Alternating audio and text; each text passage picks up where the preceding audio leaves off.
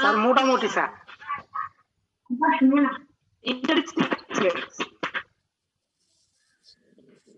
Problem হচ্ছে তোমরা একটু পড়ছো না, টোটালি পড়ছো না। ঠিক আছে?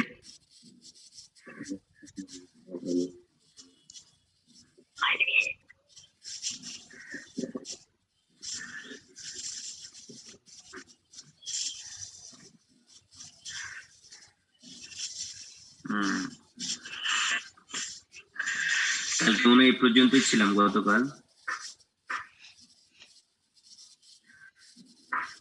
হ্যাঁ, special tax rebate for corporate organisation. এই যে কর্পোরেট অর্গানাইজেশন তাদের সিএসআর করলে সেই জায়গায় তারা ট্যাক্স রিবেট পায়। ঠিক আছে, যেমন তোমাদেরকে বলি, এই যে কোভিড এর সময়, শুনতে পাচ্ছ, স্ক্রিন দেখতে পাচ্ছ তো?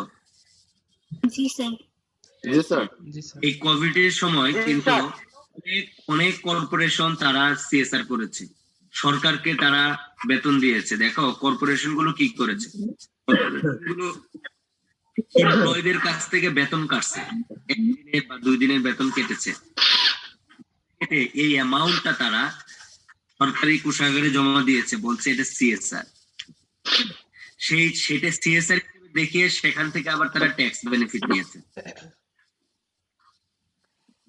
এমপ্লয়ীদের কাছ থেকে স্যালারি কেটে সেটা কি গভর্নমেন্টকে দেখাইলো যে আপনার করোনা মোকাবেলার জন্য আমরা অর্থ সহায়তা দিলাম, বাট সেখানে আবার সেটাকে তারা ট্যাক্স বেনিফিট নিয়েছে। গতদিন আমি বলেছি স্পেশাল কিছু ট্যাক্স রিবেট আছে কর্পোরেশনের জন্য। যেমন একটা বলি, donation to social organisation involve in the welfare of orphan and homeless children, old home foundation and management, welfare of mentally and physically disable. মানে একেবারেই হচ্ছে যে প্রতিষ্ঠানগুলো আছে, সেই চ্যারিটেবল প্রতিষ্ঠান যদি তুমি তৈরি করো, সেটা যদি রিকগনিশন নাও বা রিকগনাইজ চ্যারিটেবল প্রতিষ্ঠানে যদি তুমি ডোনেট করো, তাহলে তোমাকে সেটাকে একটা ট্যাক্স বেনিফিট পাবা। এই যে দেখো এখানে donation to public university, donation to public university আছে না 13 নম্বরে, দেখতে পাচ্ছ? যে অনেক সময় তোমার পাবলিক ইউনিভার্সিটি কিছু বেনিফিট নেয়। ঠিক আছে, দেখা গেল ওই যে তোমার ডাচ বাংলা একটা বুথ করেছে, এখন এটা আমি জানি না এক্স্যাক্টলি তারা কি করতে পারে। তারা করতে পারে কি, এটা আমি হাজী দানেশের জন্য বুথ করে দিলাম, অ্যাকচুয়ালি তারা বিজনেসের জন্য করলো, হাজী দানেশের আমরা বুথ করে দিলাম, করে দিয়ে সেখান থেকে একটা তারা ট্যাক্স বেনিফিট নিতেও পারে।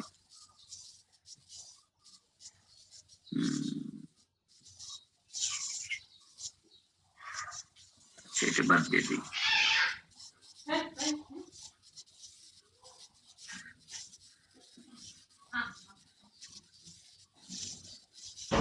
আমরা মোটামুটি এই যে চলে আসছি মূল জায়গায়, থিওরিটিক্যাল আলোচনা শেষ। আমাদের যে 7টা খাত আছে, 7টা খাতের প্রথম খাতটা হচ্ছে ইনকাম ফ্রম স্যালারি। তো স্যালারি ইনকামের এই ট্যাক্স অ্যাসেসমেন্ট অনেক বেশি, আর বিস্তরণ রাইট অনেক বেশি। তো ইনকাম ফ্রম স্যালারি হ্যাঁ 7টা খাতি কি পড়াবেন স্যার আমাদের? হ্যাঁ হ্যাঁ, কেন স্যার ওই যে ডাউনলোড করতে হবে তো, এইজন্য 2টা 6 চ্যাপ্টার কোনো ডাউনলোড করা আছে, এইজন্য করে নাও, ডাউনলোড করে নাও, ডাউনলোড করে নাও। আচ্ছা ঠিক আছে। 7টা খাতি দেখবো, তবে সবচেয়ে ভালো করে দেখবো ইনকাম ফ্রম স্যালারি, আর এটা একটু বড়।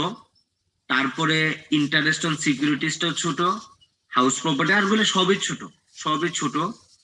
হ্যাঁ, কিন্তু সবচেয়ে বড় হচ্ছে এই ইনকাম ফ্রম স্যালারি, এটা আমরা ভালো করে দেখবো, ভবিষ্যতে এটাই বেশি কাজে দেবে। নিজেরাও যখন তোমরা চাকরি করবা তখন নিজেদের ট্যাক্স অ্যাসেসমেন্ট নিজেরাই যেন করতে পারো।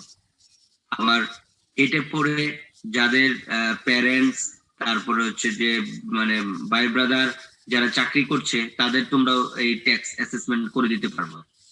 যদি একটু মনোযোগ দিয়ে ভালো করে পড়ো, তাহলে তোমরা তাদেরকে হেল্প করতে পারবা যে তুমি এইভাবে ট্যাক্স অ্যাসেসমেন্ট করো, তাহলে অ্যাকুরেট হবে, ভালো হবে। এখানে আমরা স্যালারি বলতে তো জানি যে স্যালারি একটা পেমেন্ট, তাই না? যে একটা পেমেন্ট পেইড বাই দ্য কি employer to the employee in exchange of their labor.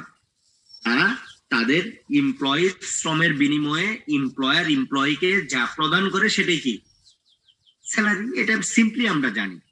But income tax ordinance 1984 section 258 এ স্যালারিকে ডিফাইন করেছে এইভাবে যে any pay or wages, any pay or wages, any annuity, pension or gratuity. তার মানে একটা এমপ্লয়িকে তুমি যে পেনশন দিবা সেটাও স্যালারি, গ্র্যাচুইটি দিবা সেটাও salary. Any fee, commission, allowance, perquisites or profit in lieu of or in addition to salary or wages, যদি কোনো প্রকার ফি প্রদান করো এমপ্লয়িকে, কমিশন দাও, অ্যালাউন্স দাও, এগুলো তোমার স্যালারির মধ্যে পড়বে। পারকুইটস আর প্রফিট ইন লিউ অফ, এই দুইটার ডেফিনেশন আমরা পরবর্তীতে পড়ব। এনি অ্যাডভান্স অফ স্যালারি, যদি স্যালারির অগ্রিম দেওয়া হয় সেটাও স্যালারি হিসেবে কাউন্ট হবে। Any leave encashment, leave encashment নিয়ে আলোচনা করেছিলাম, মনে আছে? Sir. জি স্যার। আলোচনা করেছিলাম। মানে জি স্যার। সে ছুটিটাকে এনজয় না করে সে ছুটির জন্য সে ছুটির দিনে সে কাজ করবে, কাজ করে সে টাকা নেবে, এটাই হচ্ছে লিভ এনক্যাশমেন্ট। আচ্ছা, তো এইভাবে ডিফাইন করেছে পয়েন্টস টু রিমেম্বার্ড স্যালারি। এগুলো তোমরা পড়বা এখানে। এই প্রবলেম সলভ করার জন্য পয়েন্টস টু বি রিমেম্বার্ড এই জিনিসগুলো লাগবে, এগুলো তোমরা পড়ে নিবা। আচ্ছা, আমি যাবো এই যে পারকুইজিটে আসি। পারকুইজিটে যেটার মধ্যে আছে, পারকুইজিট বলতে আমরা কি বুঝি? Perquisite is a casual emolument or benefit attached to an office or position in addition to salary or wages.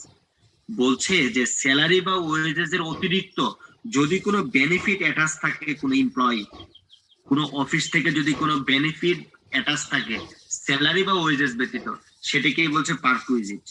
পারকুইজিটস may be given in a variety of forms, এটা বিভিন্ন ফর্মে হতে পারে। They may be received in cash or in kind. Perquisites received in cash, in kind, may or may not be convertible into cash. Defines perquisite any payment made to an employee by an employer in the form of cash or in an income tax definition.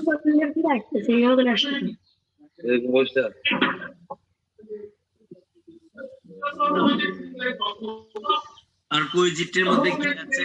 পারকুইজিটের মধ্যে আছে তোমার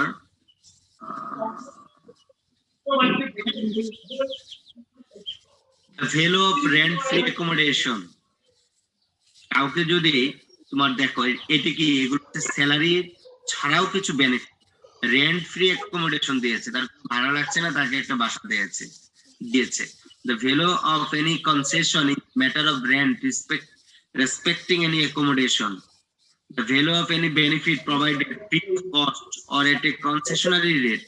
The sum paid by an employer in respect of any obligation of an employee. Any sum payable by the employer, whether directly or indirectly, an insurance premium for the SSC or his spouse or any of his dependent child. এক কথায় পারকুইজিট বলতে যে salary ছাড়া অন্য কোনো ফরম্যাটে ক্যাশে অথবা ক্যাশের বাইরে অন্য কোনো বেনিফিট যদি তাকে পেমেন্ট করা হয় সেটাই পারকুইজিটের মধ্যে যাবে। বুঝাতে পারলাম?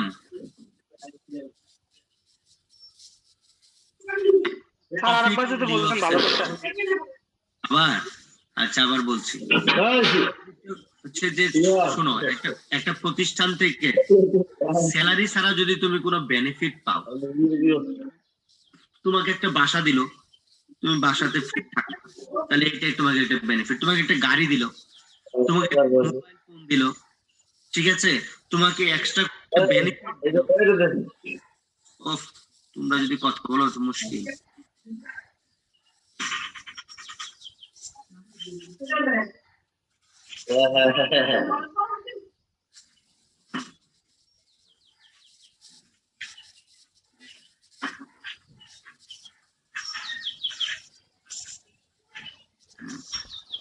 বুঝতে পারলাম?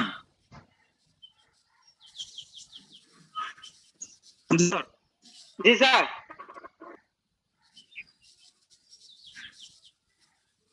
আচ্ছা,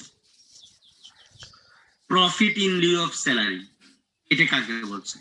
এটা সেকশন 250 তে বলা আছে amount of compensation due to or received by an SSC from his employer at or in connection with the termination or the modification of any terms and conditions relating to his employment, and any payment due to or received by SSC for provident or other fund to the extent which it does not consist of contribution by the SSC and the interest on such contribution. Profit in lieu of salary টা হচ্ছে যে যদি কোনো compensation employer পায়, compensation কিভাবে পেতে পারে? Compensation পেতে পারে যে তোমার মনে করো যে তোমার চাকরি টার্মিনেট করে দিয়েছে, টার্মিনেট করে দিয়ে গোল্ডেন হ্যান্ডশেক করেছে, হ্যাঁ, তো গোল্ডেন হ্যান্ডশেক অ্যামাউন্টটা তোমার এই প্রফিট ইন লিউ অফ স্যালারির মধ্যে আসবে।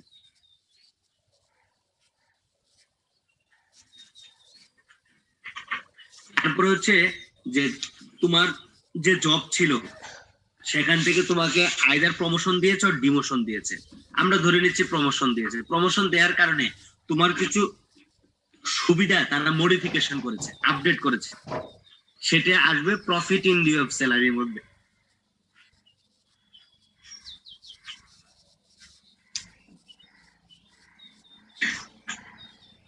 ক্লিয়ার হয়েছে?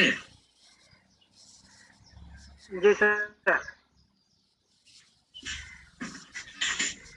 Thank you.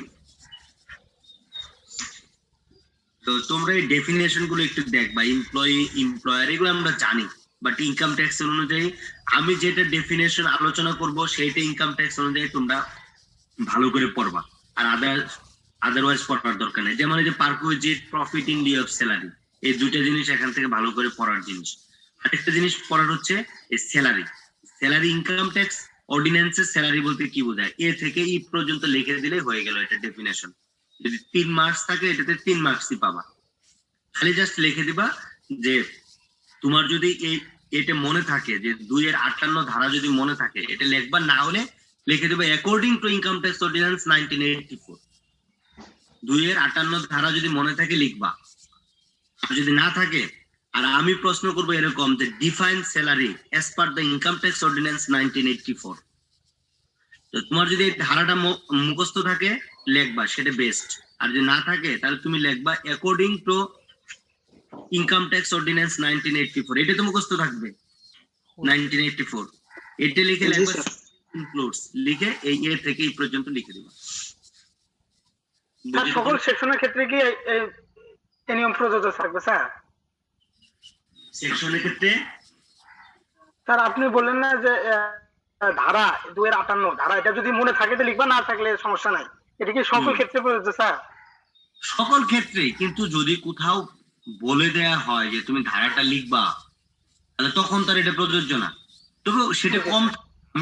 আমি এই ধারা মুখস্থর আমি পক্ষে না, কারণ ধারাগুলো আসলে ওইভাবে মুখস্থ করে রাখা ডিফিকাল্ট। বাট যখন তুমি এগুলোকে রিড আউট করো, বারবার পড়তে থাকবা, তখন দেখা গেল 2-4টা ধারা অটোমেটিক্যালি এগুলো মুখস্থ হবে। আজকে কেটে গেলে আর ক্লাস নেব না, ঠিক আছে?